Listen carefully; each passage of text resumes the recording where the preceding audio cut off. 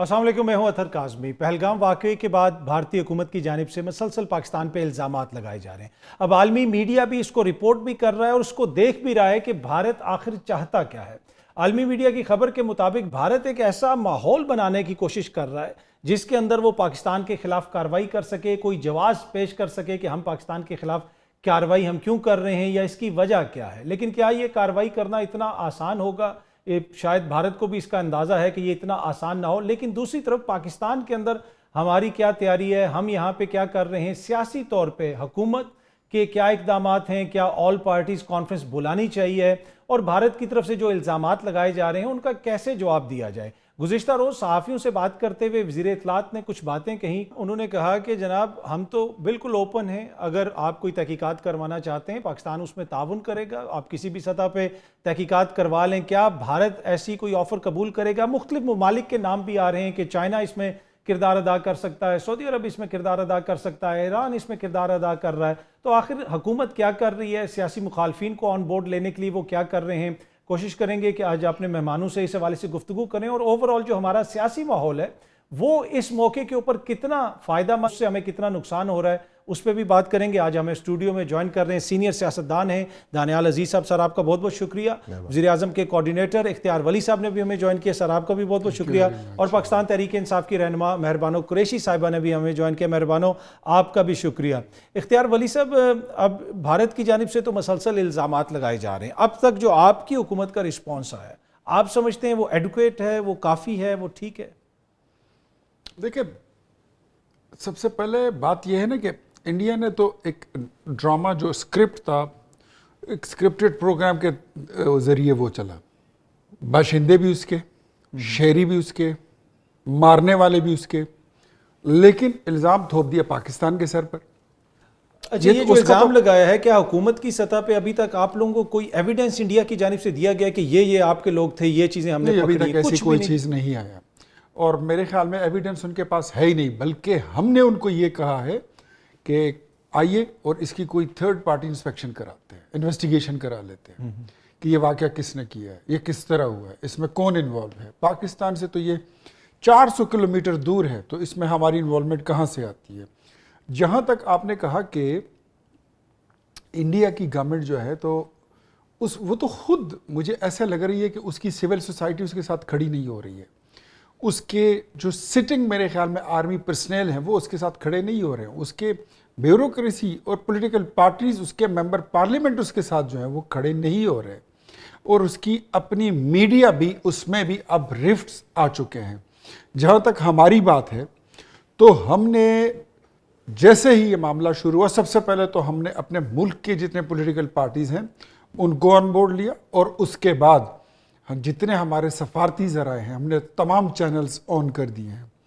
Iran हो, सऊदिया हो, China हो, मतलब आपके जहन में जो भी हमारे सराउंडिंग्स के नेबर्स हैं, नेबर कंट्रीज़ के साथ और पाकिस्तान के दोस्त ममालिक, उसमें मुस्लिम ममालिक, उन सब के साथ हमने अपने चैनल्स जो हैं वो हमने ऑन कर दिए हैं। और अल्हम्दुलिल्लाह मैं समझता हूँ कि सफारती तौर पर इस वक्त इंडिया से हम बहुत ऊपर हैं, हमारे चैनल उनसे ज़्यादा मजबूत है। मुझे जो बज़ाहिर लग रहा है इंडिया के साथ इस वक्त, अगर आपने देखा हो, मैंने तो नहीं देखा कि दुनिया का कोई मुल्क उसकी इस पागलपने की किसी ने हिमायत की हो, मुझे नहीं लगता। एक इजराइल ले देकर वो शरारत के लिए उधर आया है, उसके कुछ कारिंदे पहुंचे हुए हैं, तो वो तो हमेशा पाकिस्तान पर जहाँ पर आपका घाव होता है वहाँ पर उसको हिट करने की उसको एक आस रहती है। तो उसमें पहले भी उसको नाकामी हुई है और अब भी इंशाल्लाह वो नाकाम होगी। अच्छा दानियाल अजीज साहब, ये इतनी ही सीरियस थ्रेट है जितना इंडिया एक तरह से पोर्ट्रे करने की कोशिश कर रहा है और उधर बड़ी संजीदा शख्सियात, उनके मिनिस्टर्स जिस किस्म की बातें कर रहे हैं,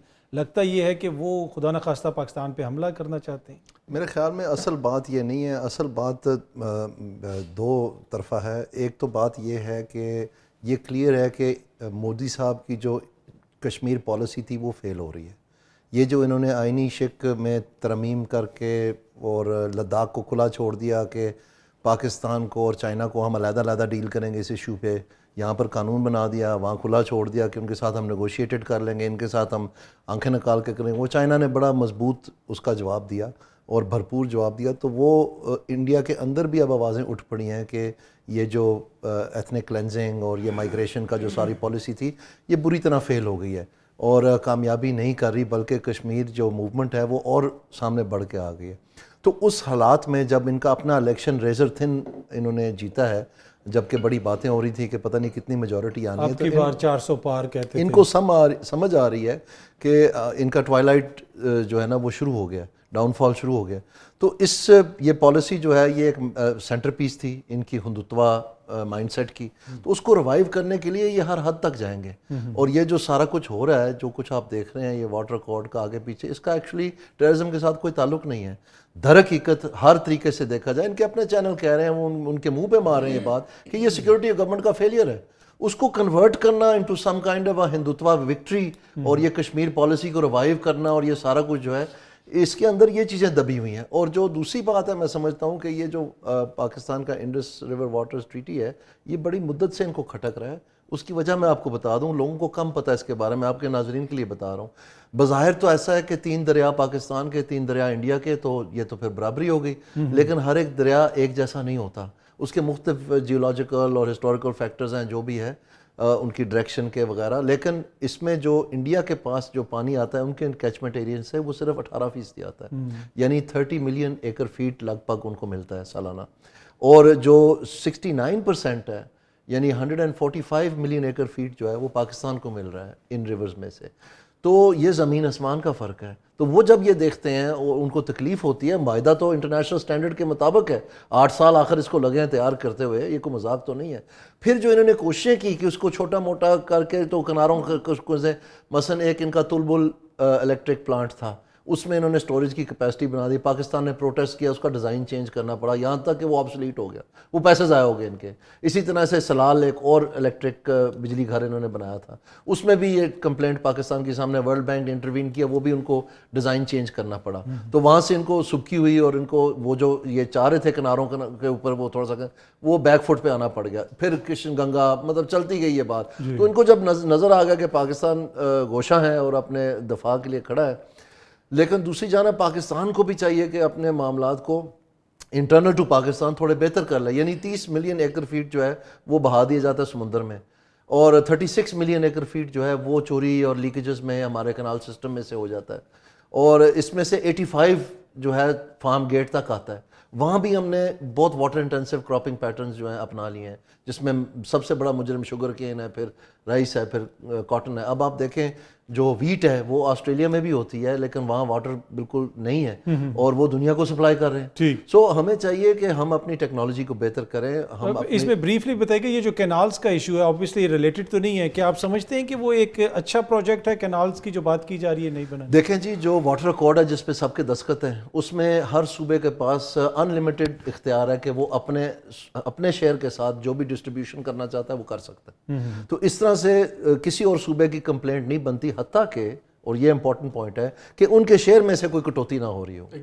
اصل بات یہ ہے کہ یہ اعتماد کا فقدان ہے, کیونکہ ماضی میں کچھ ایسی شکایات آئی ہیں سندھ کی جانب سے یا بلوچستان کی جانب سے, جس میں انہوں نے یہ اصرار کیا کہ ہمارا جو ڈویژن ہے واٹر شیئر کا وہ درست نہیں ہو رہا. تو ان کو خدشہ ہے کہ جو پہلے ہی پانی اوورال کم ہو رہا ہے, یعنی پنجاب کو بھی اپنے جو اوریجنل فارمولا اس سے کم مل رہا ہے کیونکہ پانی ہے ہی نہیں, تو اسی تناسب سے سندھ کو بھی کم مل رہا ہے. لیکن اس میں اب پرابلم یہ ہے کہ جو واٹر اکارڈ ہے اس میں یہ لکھا ہوا ہے کہ جو موجودہ پانی ہے وہ یوں کا توں رہے گا, جو اضافی پانی ہے اس کی ڈسٹریبیوشن جو ہے وہ برابری کے بنیاد پر ہوگی. تو اب وہ یہ تو نہیں ہے اس میں لکھا ہوگا پانی کم ہوگا تو کیا ہوگا. تو ایک سائڈ کہہ رہی ہے کہ پانی جو کم ہوا اب یہ جتنا کم ہوا وہ بھی برابری کے بعد کے سے, اور دوسرا والا ہے کہ نہیں یہ تو اس وقت جو یوں کا توں کا اس میں آتا ہے وہ پرسنٹیجز بنتی ہیں, اور ان میں بڑا فرق ہے. تو جو اگر یہ بیٹھ کے بات کریں تو مسئلہ حل ہو سکتا ہے. آئی تھنک اعتماد جو ہے سب سے امپورٹنٹ بات یہ ہے وہ بحال ہونا چاہیے. ٹھیک ہے مہربانو, یہ جو حالات ہیں انڈیا کی طرف سے اس قسم کے الزامات لگ رہے ہیں, آج تو انہوں نے ہمارے کچھ یوٹیوب چینلز وغیرہ پہ بھی پابندی لگائی, اس موقع کے اوپر آپ کو لگتا ہے کہ کچھ کرٹیسزم یہ بھی ہوتا ہے کہ تحریک انصاف ابھی بھی وہ پیٹی لٹل پولیٹیکل ایشوز میں پھنسی ہوئی ہے, کیا یہ کرٹیسزم جائز ہے؟ دیکھیے اس پہ آتے ہیں جو انڈیا کے ساتھ ایک کشیدہ ماحول ہے اس کے اوپر بہت باتیں ہوئی. میرے خیال میں ایک نیو یارک ٹائمز میں آج ایک بہت اچھا آرٹیکل ہے سب کو پڑھنا چاہیے ہے. اور میرے خیال میں گزشتہ کچھ شاید کل ہی ششی تھرور صاحب نے NDTV کے لیے لکھا، جو کہ ایک گلوبلی انڈیا کی طرف سے ایک کریڈیبل آواز جانے جاتے ہیں، ناٹ فار جنگوازم. اور ان کی بھی اگر ہم گفتگو دیکھیں تو لگتا یہی ہے کہ انڈیا اس وقت مزید کشیدگی چاہتا ہے. انڈیا چاہتا ہے کہ وہ ملٹری آپشن استعمال کرے، اور انڈیا اس کے لیے مواقع تلاش کر رہا ہے. نیو یارک ٹائمز میں بھی یہی حوالہ دیا گیا. اب تک انہیں جو بات روکے بیٹھی ہے وہ یہ ہے کہ وہ کوئی بھی کسی قسم کا ثبوت سامنے نہیں لا سکے کہ جس کی بنا پر وہ گلوبل سپورٹ اپنے لیے ڈرام اپ کر سکیں. اب یہاں پر یہ ہے انڈیا کے فیلیئرز کہ انہوں نے ایک ان کا انٹیلیجنس فیلئر تھا، ان کا سیکیورٹی لیپس تھا کہ جس کی وجہ سے ایک افسوسناک واقعہ ہوا. مگر اس کے بعد انڈیا نے ایک نی جرک ری ایکشن میں پاکستان پر الزام لگایا جو ان کا بالکل کوئی حق نہیں بنتا تھا. اور اس وقت جو ڈپلومیٹس بھی ہیں جن سے وہ انگیج کر رہے ہیں وہ یہی کہہ رہے ہیں کہ آپ پاس پیٹرن آف بیہیویئر کی بنا پر پاکستان پہ الزام نہیں لگا سکتے. اب یہ ہو گئی وہاں کی کہانی کہ انہوں نے بالکل without any provocation and without any evidence Pakistan کو اس زد میں لانے کی کوشش کی ہے اور ایک جنگ بازی شروع کی ہے. مگر ہمیں دیکھنا ہوگا اپنے گھر میں بیٹھے کہ ہم کیا بہتر کر سکتے ہیں. کیا ہم نے اسے اس طرح ہینڈل کیا کہ جس طرح ہمیں ڈپلومیٹکلی اور پولیٹکلی ہینڈل کرنا چاہیے تھا. افسوس سے کہنا پڑتا ہے کہ ہماری حکومت کی طرف سے جس طرح کا اسٹرانگ ورڈڈ اسٹیٹمنٹ فوراً آنا چاہیے تھا وہ نہیں آیا. 36 گھنٹے کے بعد ہم نے ریاکٹ کیا. ہمارا ریاکشن جو ہے وہ اتنا مضبوط نہیں تھا جو انڈیا کو بیک فٹ پہ کرتا، جس سے انڈیا تھوڑا امبولڈن ہوا ہے. اس کے بعد ہمارا سیکنڈ ریاکشن تھا کہ ہم نے انڈیا کو آفر کی ایک امپارشل انکوائری، ویئر ایز جو ہمیں کرنا چاہیے تھا، پرائم منسٹر صاحب کو ڈیمانڈ کرنا چاہیے تھا کہ پاکستان پہ الزام لگانے سے پہلے آپ ایک انکوائری کریں اور اس کو پہلے پبلک کریں. عطا اللہ تارڑ صاحب کی میں جو پریس کانفرنس آپ نے چلائی وہ سن رہی تھی، اور اس سے ہم اپنے لوکل انٹرنل پالیٹکس پہ آتے ہیں. انہوں نے کہا ہمارے ہاتھ صاف ہیں، اسی لیے ہم ایک انڈیپینڈنٹ انکوائری کی مانگ کر رہے ہیں. اس وقت پاکستان میں آپ کو کیا ضرورت ہے؟ آپ کو ایک یکجا متحد آواز کی ضرورت ہے. اس ملک میں آپ کو ایک ایسی آواز کی ضرورت ہے جو کہ پختہ ہو، جس کے پاس عوام کا اعتماد حاصل ہو، اور جو انڈیا جس کو سیریسلی لے. آپ جتنے بھی آرٹیکل اس وقت پڑھیں، اس وقت جس طرح ہماری حکومت کو دیکھا جا رہا ہے وہ اس کو مضبوط نہیں سمجھتے، کیونکہ یہ بات تو واضح ہے گلوبلی کہ اس حکومت کے پاس عوام کا مینڈیٹ نہیں ہے اور عوام میں ایک ٹرسٹ کا فقدان پایا جاتا ہے. اس میں حکومت کیا کر سکتی تھی اور کیا کر سکتی ہے اور کرنا چاہیے میری نظر میں؟ دیکھیے ڈپلومیٹکلی میرے والد جو ہیں وہ لانگسٹ سرونگ اب اس وقت اس ملک کے وزیر خارجہ رہ چکے ہیں.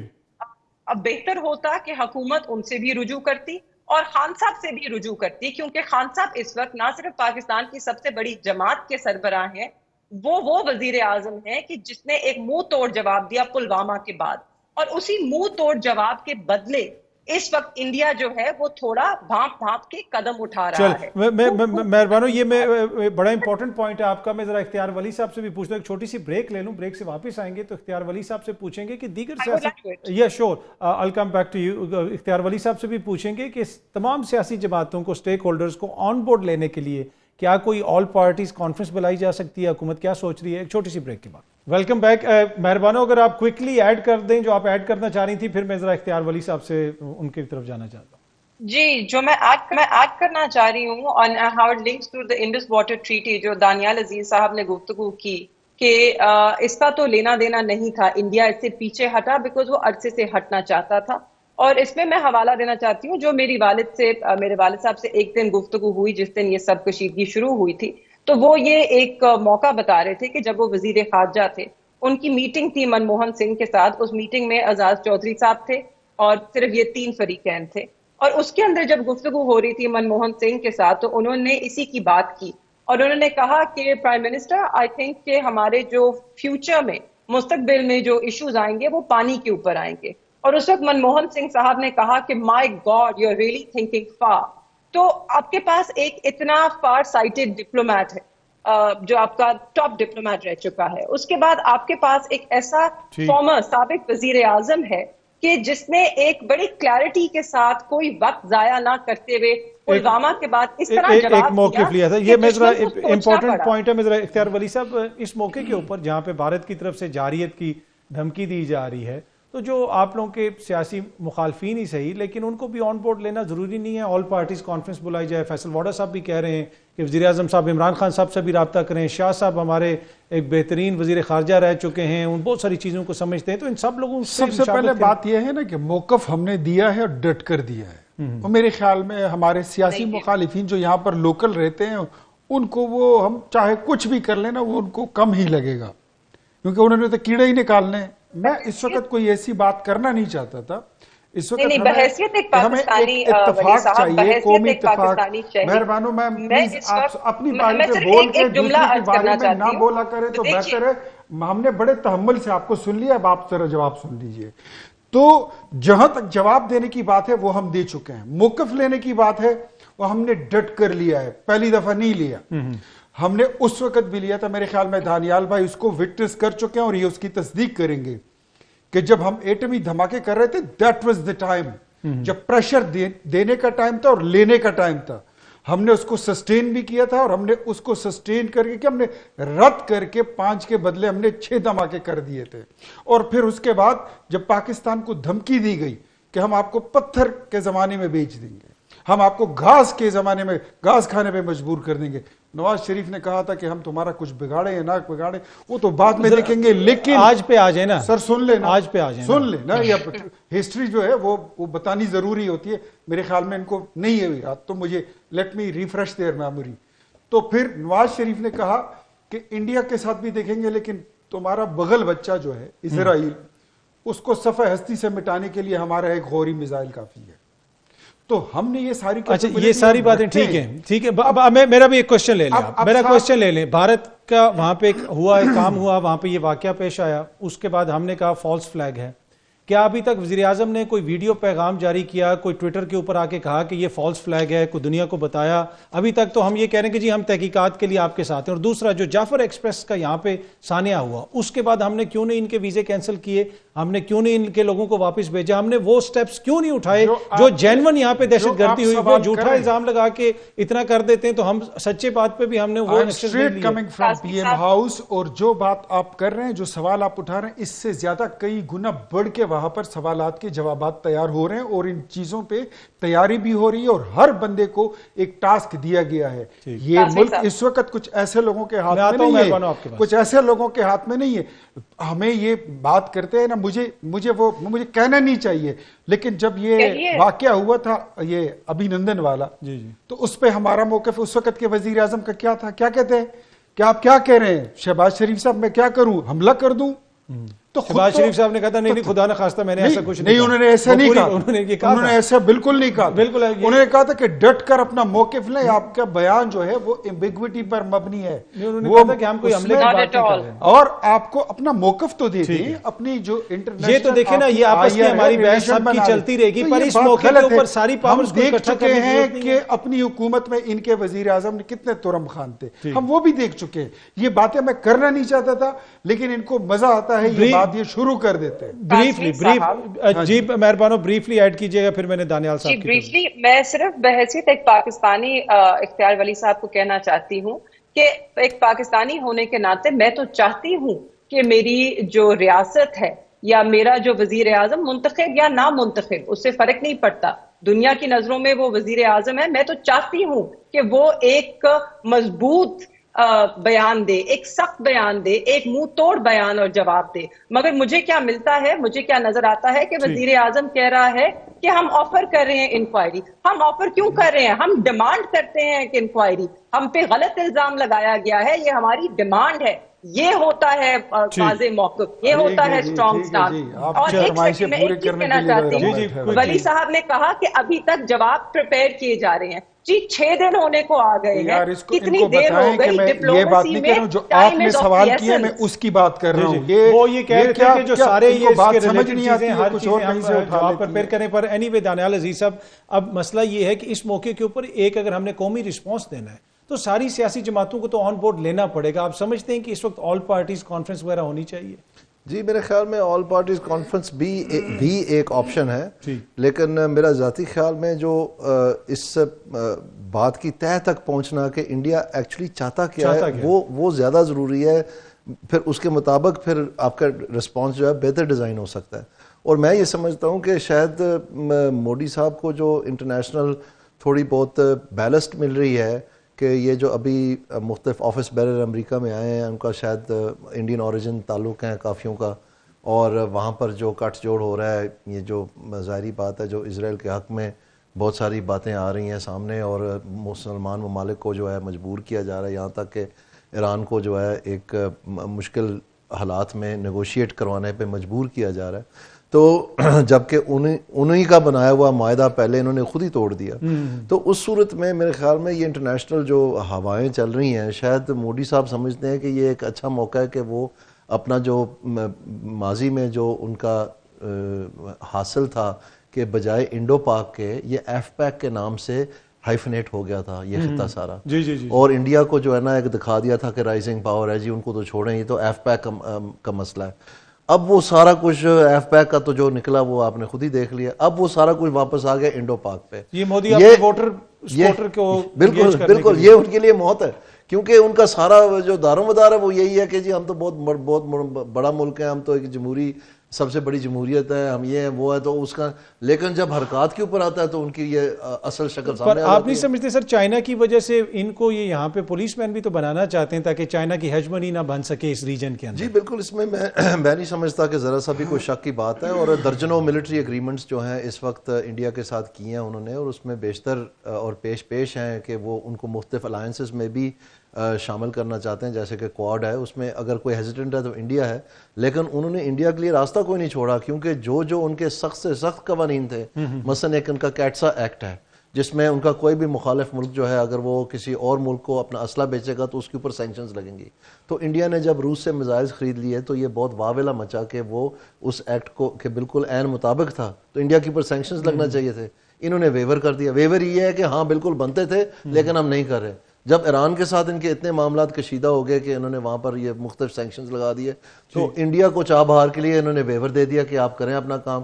جبکہ پاکستان کا انرجی جو ایک لائف لائن ہوتی ہے کسی ملک کے لیے، ہم اپنے پائپ لائن میں وہ چیزیں نہیں حاصل کر پائے یا ہمیں آفر ہی نہیں ہوئی. الٹ اس کا وہ جو صاحب تھے ان کے اسٹیٹ ڈپارٹمنٹ کے، انہوں نے آ کے ہیرنگ میں کہا کہ خبردار اگر پائپ لائن کی کو بات کی، ہم نے سختی سے منع کر دیا پاکستان کو کہ آپ کے کانسیکوینسز فیس کریں گے. یہ تو اس میں سمجھتا ہوں کہ ان حالات میں جو مودی صاحب کو شاید یہ محسوس ہو رہا ہے کہ جو انہوں نے اپنے صوبے میں کیا تھا یا جو پورے انڈیا کو انہوں نے آگ میں لپیٹ دیا ہے، جس میں ان کی اپوزیشن پارٹیز بھی کہہ رہی ہیں کہ India is much verse of, اور صرف مسلمانوں کے لیے، تمام مائنورٹیز کے لیے. تو وہ شاید سمجھتے ہیں کہ جو وہاں یہ مسلمانوں کے ساتھ کرتے ہیں کہ پاکستان کے ساتھ بھی یہی ہوگا. انہوں نے ایک دفعہ تجربہ کر کے دیکھ لیا، اب خواہ یہ بار بار تجربہ کر رہے ہیں، کہیں ایسا نہ ہو کہ بات بڑھتے بڑھتے ان کو منہ کی کھانی پڑ جائے مزید پھر سے. میں ایک چھوٹی سی بریک لے لوں. یہ بڑی امپورٹنٹ پوائنٹ ہے کہ مودی صاحب کو بھی پتا ہے کہ اگر وہ کوئی اس قسم کی حرکت تو پاکستان سے ایک بھرپور اور بالکل جامع قسم کا جواب آئے گا.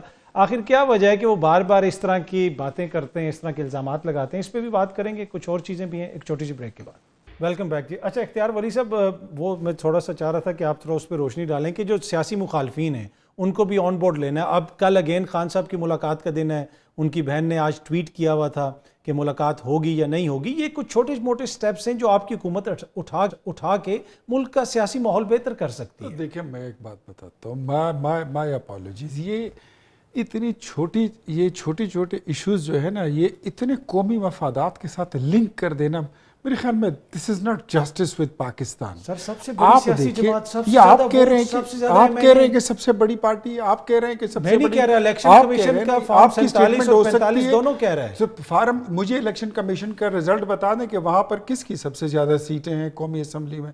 کیا پاکستان میں کوئی پارلیمانی نظام ہے یا کوئی صدارتی نظام ہے؟ وہ دیکھ لیں نا. کی سیٹیں ہیں سر، آپ ان کو ایسا ہی سی مجھے یہ بتائیے، کہتے ہیں، آپ کو تو پتہ ہی ہے. دیکھیں خیبر پختونخوا میں ہم حکومت بنا سکتے تھے مولانا فضل الرحمان کے ساتھ 2013 میں، لیکن ہم نے ان کو دے دیا کہ ہم نے مان لی. وہ بات چھوڑ دیں، کوئی لارجسٹ پارٹی نہیں ہے، یہ چھوڑ دیں.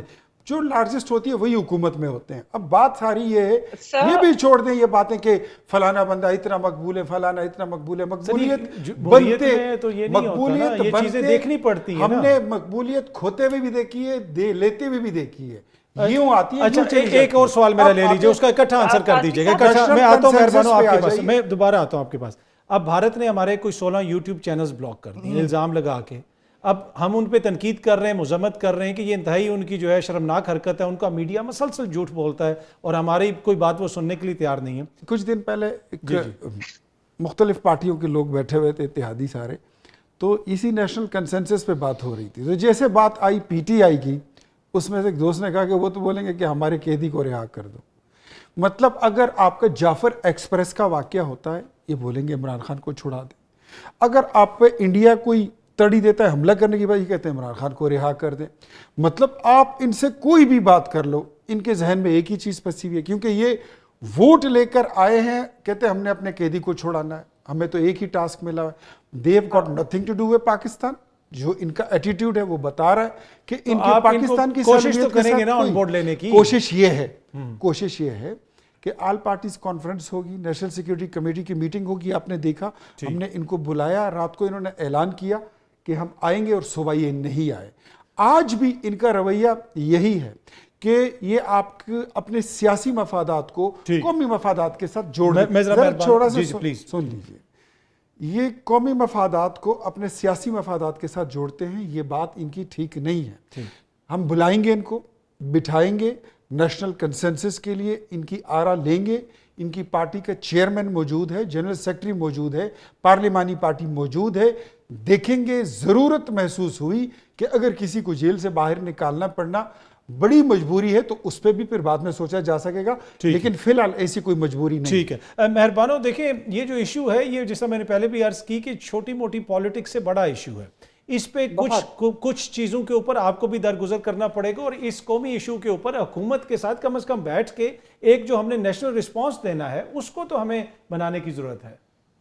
اچھا تازمی صاحب, بالکل میں آپ کے ساتھ اس بات میں متفق ہوں. دیکھیے اس وقت پاکستان میں وفاق کی ایک علامت ہے, انچاہے ان کو غبلی صاحب کو پسند آئے یا نہ آئے, اس کا نام عمران خان ہے. اب ہمیں جتنے بھی ووٹ ملے الیکشنز میں, وہ ہمارا جو اس وقت مینڈیٹ تھا جو عوام نے دیا, وہ تھا ہی عمران خان صاحب کی رہائی کے لیے. لوگوں نے بڑھ چڑھ کے اس دن ووٹ دیا. اب پاکستان تحریک انصاف نیشنل اسمبلی میں اس وقت فارم 47 کے مطابق بھی it is the single largest political party. ٹھیک ہے, بے شک یہ حکومت میں جس طرح بھی آئے انہیں مبارک ہو, یہ حکومت میں ہیں, مگر اس بات کو یہ تسلیم کریں کہ ہم ابھی بھی سنگل لارجسٹ پارٹی ہیں, اور وفاق کے ہر صوبے میں پاکستان تحریک انصاف الیکشن جیتی ہے. ٹھیک ہے, لیکن جو مودی صاحب وہاں سے دھمکیاں دے رہے ہیں, موقع دے کے اور ان کی تقریر دیکھیں. without interrupting, allow me to finish. We must get our house in order. اس وقت مودی صاحب یہ بھی جانتے ہیں کہ چاہے ان کو انٹرنیشنل سپورٹ اس طرح حاصل ہو یا نہ ہو, وہ ایک اکنامک پاور ہے. It is the 5th largest and about to become the 4th largest economy in the world. So he knows he has power. ان کو پتا ہے کہ وہ پش کر سکتے ہیں. اس وقت تک انہوں نے پش کیوں نہیں کیا بیونڈ دا باؤنڈری؟ کیونکہ پلوامہ کے بعد ہم نے ایک منہ توڑ جواب دیا. اس نے انڈیا کو ابھی تک چیک میں رکھا ہے, مگر وہ یہ بھی جانتے ہیں کہ پاکستان کے کیا مسئلے ہیں. پاکستان کا جو ویسٹرن بارڈر ہے افغانستان کے ساتھ, وہ بھی ہیٹڈ ہے. تو میرے خیال میں اس وقت حکومت کو یہ ذمہ داری کا مظاہرہ کرنا چاہیے ہے اور دکھانا چاہیے ہے کہ وہ پاکستان کو اول رکھتے ہیں اور یہ سیاسی کشیدگی کو کم کریں. دانیال عزیز صاحب, اکانومی کی بات, میں سر آتا ہوں آپ کے پاس, آپ سے کنکلوڈنگ ریمارکس لوں گا. اکانومی کی بات ہوئی کہ بھارت کو بڑا زوم ہے کہ ہماری اکانومی بڑی زبردست ہے. کیا اکنامک فیکٹر بھی ہے اس کے اندر, اور پاکستان کو جو خطرات ہیں اس میں اکانومی بھی ایک ایسی چیز ہے کہ تھوڑا سا ہمیں دھیان کرنے کی ضرورت ہے؟ بالکل جی, 100%. آپ دیکھ لیں پاکستان کی نیشنل سیکورٹی اسٹریٹجی ڈاکیومنٹ جو پی ٹی آئی کے دور کی بنی ہوئی ہے, اس میں تو واضح طور پر پہلی مرتبہ پاکستان میں ایک آفیشیل پالیسی سٹینس میں اکانومی اور نیشنل سیکورٹی کو کنیکٹ کر دیا گیا. تو اس میں تو کوئی شک والی بات نہیں ہے. دنیا میں تو یہ پہلے ہی معمول تھا. چلیں اچھی بات ہے کہ پاکستان میں بھی یہ چیز آ گئی, اور پاکستان کے اسٹیبلشمنٹ نے بھی اس چیز کو بولسٹر کرنے کے لیے اپنے اپنے اداروں میں مختلف سطح بنائی ہیں جو اس چیز کے اوپر اثر نو فوکس کر رہی ہیں. اور اس وقت سے سو کہنے کا مقصد یہ ہے کہ جو اکانومی ہے پاکستان کی، اس میں کوئی شک نہیں کہ انڈیا یہ موقع دیکھ رہی ہے، کیونکہ پاکستان میں در حقیقت largest irrigated tract of land in the world ہے، اور اب چونکہ پاکستان ری فوکس کر رہا ہے ایگریکلچر کے اوپر، اس کی امپلائمنٹ پوٹینشیل تو یہ جو پانی روکنے والی بات ہے یہ بھی پاکستان کی اکانومی کو ہرٹ کرنے کی، پاکستان کو دبا کے رکھنے کی ساری بات ہے کہ یہ ابھر نہ سکیں، کہیں دوبارہ سے مقابلے میں نہ آ جائیں۔ وہی بات ہے، ایف پیک سے واپس ہم انڈو پاک کی طرف جا رہے ہیں، کیونکہ کشمیر کی پالیسی فیل ہو گئی ہے اور ان میں اتنی ملٹری پراویس نہیں ہے کہ وہ پاکستان کو چیلنج کریں، کیونکہ پاکستان کی ڈیفینسو پوزیشن مضبوط ہے۔ ٹھیک ہے، اختیار ولی صاحب آپ کے کنکلوڈنگ ریمارکس۔ دیکھیے، انڈیا کو ہمیشہ جو ہے نا پاکستان میں ایک ایسی حکومت سوٹ کرتی ہے جو کمزور ہو، لاغر ہو، وہ اس کی معیشت کا نقصان کرے، اس کے انٹرنیشنل ریلیشن شپ جتنے ہیں وہ سارے نیگیٹو آ رہے ہوں، آپ کے اکانومی کے انڈیکیٹر سارے مائنس جا رہے ہوں، ان کو ایسی چیزیں سوٹ کرتی ہیں۔ اور پلیز میم، نو مرمرنگ پلیز۔ وہ کہہ رہے ہیں کہ آپ اپنی حکومت کا ذکر کر رہے ہیں، کمزور میں حکومت تو آپ کی 2018 سے لے کر 2021 تک ان کی حکومت کی بات کر رہا ہوں، اور پھر ایک ایسی حکومت جس کا سعودیہ، چائنا، ایران، عراق، ترکی کسی کے ساتھ کوئی تعلق نہ ہو، تو وہ کہتے ہیں ہمیں کوئی اٹیک کرنے کی ضرورت ہی نہیں ہے۔ اب پاکستان کے جو اکنامک انڈیکیٹرز ہیں وہ سارے پازیٹیولی اوپر جانے لگ گئے ہیں، آپ انٹرنیشنلی دوبارہ سے گرو کر رہے ہیں، آپ اسٹرینتھن ہو رہے ہیں، آپ کی مسکولر شیپ بن رہی ہے، آپ کی سپورٹ میں باقی ملک آ کے کھڑے ہو رہے ہیں۔ تو یار آپ کو لگتا ہے کہ یہ چیز انڈیا کو ہضم نہیں ہو رہی ہے؟ یہ کبھی بھی نہیں ہوتی، کبھی بھی نہیں ہوتی۔ میں 35 ایئرس سے I am a student leader, میں نے انڈیا کی حکومتوں کو بنتے توڑتے دیکھا ہے، پھر پاکستان کی حکومتوں کو بھی دیکھا ہے، ان کا انٹرسٹ یہاں پر کیسے لوگوں میں ہوتا ہے یہ بھی میں نے دیکھا ہے۔ ان کو جو لوگ اس کو بس پر بٹھا کر مینار پاکستان لائے تھے وہ نواز شریف تھا، اور وہ نواز شریف کی حکومت تھی۔ یہ لوگ تو مجھے سمجھ نہیں آتی، 24 گھنٹے اس کے قیدی کو سنبھال نہیں سکے اور واپس ان کے حوالے کر دیے چائے پلا کے۔ یہ کہتے ہیں کہ ہماری مدد لے لیں۔ آپ تینوں شخصیات کا بہت بہت شکریہ۔ آخر میں 2 خبریں میں نے آپ کے ساتھ شیئر کرنی ہے۔ ایک خبر پاکستان کی عوام کے حوالے سے ہے، ایک یہاں کی افسر شاہی، یہاں کی اشرافیہ کے حوالے سے ہے۔ یہ پہلی خبر آپ سامنے دیکھیں، دنیا نیوز بھی اس کو رپورٹ کر رہا ہے۔ عالمی بینک یعنی ورلڈ بینک کی رپورٹ کے مطابق یہ پاور اینڈ ایکویٹی رپورٹ ہے۔ اس کے مطابق رواں مالی سال میں پاکستان میں غربت کی شرح میں اضافہ ہو سکتا ہے، اور غربت کی شرح 42.4% تک پہنچنے کا خدشہ ہے، یعنی مزید 19 لاکھ افراد خطے غربت سے نیچے جا سکتے ہیں۔ رپورٹ میں یہ بھی بتایا گیا ہے کہ دیہی علاقوں میں تقریباً 1 کروڑ پاکستانی ایسے ہیں جن کو غذائی عدم تحفظ کا سامنا ہو سکتا ہے، یعنی ان کو یہ لالے پڑ سکتے ہیں کہ وہ 2 وقت کی روٹی کیسے پوری کریں گے۔ یہ پاکستان کی عوام کی خبر ہے۔ اب تھوڑی سی اشرافیہ کی خبر بھی آپ کے ساتھ شیئر کی جائے۔ یہ سامنے آپ دیکھ سکتے ہیں، ڈان نیوز رپورٹ کر رہا ہے، صوبہ سندھ نے افسران کے لیے گاڑیاں خریدنے کے لیے 52 کروڑ 66 لاکھ روپے کی منظوری دے دی ہے، اور یہ رقم بھی ادا کر دی گئی ہے۔ اس خبر کے مطابق سندھ کے اندر تمام ڈی سی صاحبان کو اور کمشنر صاحبان کو نئی گاڑیاں دی جائیں گی۔ ہر کمشنر کو جو گاڑی دی جائے گی اس کی قیمت تقریباً 1 کروڑ 80 لاکھ روپے ہے، اور جو ڈی سی صاحبان یعنی ڈپٹی کمشنر کو گاڑی دی جائے گی اس کی قیمت فی گاڑی 1 کروڑ 44 لاکھ کے قریب ہے۔ اس سے آپ اندازہ لگا لیں کہ وہ ملک جہاں پہ عوام غذائی عدم تحفظ کا شکار ہے، جہاں پہ ہم کبھی اس ملک سے پیسے مانگتے ہیں، کبھی اس ملک سے پیسے مانگتے ہیں، کیا اس ملک کے اندر ہم یہ افورڈ کر سکتے ہیں کہ ایک ڈی سی کو، ایک کمشنر کو ہم 1.25 کروڑ کی یا 1.5 کروڑ کی گاڑی دیں؟ اس سے آپ اندازہ لگا سکتے ہیں کہ یہاں پہ 76 برسوں کے دوران عوام کے لیے کیا کچھ کیا گیا ہے، اور حکمراں اشرافیہ نے اپنے لیے کیا کچھ کیا ہے۔ پروگرام دیکھنے کا بہت بہت شکریہ۔ کل آپ سے اگین اسی ٹائم پہ ملاقات ہوگی۔ Thank you very much.